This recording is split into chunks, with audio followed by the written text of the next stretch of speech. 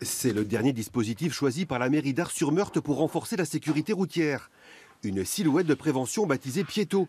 4 modèles identiques seront installés d'ici quelques jours dans la petite commune traversée par 2 routes départementales. Parmi les lieux choisis, ce passage piéton à proximité de l'école. Fixé au sol, ces figurines colorées et fluorescentes poursuivent un objectif très simple, faire ralentir les automobilistes.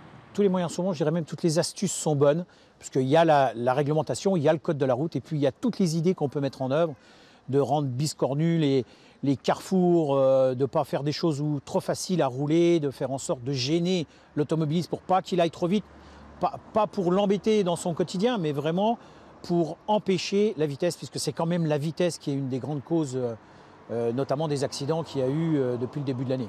Le dernier accident mortel en date a eu lieu vendredi à Pompey, près de Nancy. Un jeune homme a trouvé la mort après avoir été fauché par un véhicule.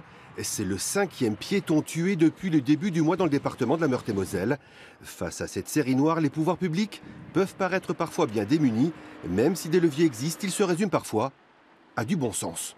Voir, c'est être vu. Et ça, c'est vraiment quelque chose de très très important qu'on oublie souvent. Et on croise régulièrement des vélos à la nuit tombée qui n'ont pas de signalisation, qui n'ont pas ou de gilet ou même de lumière. Et souvent dans nos dispositifs, ce dont on se rend compte et les points qu'on identifie comme étant accidentogènes, souvent ce sont des endroits où on s'aperçoit que le piéton, même s'il est au bord du passage clouté, on le voit peut-être pas bien.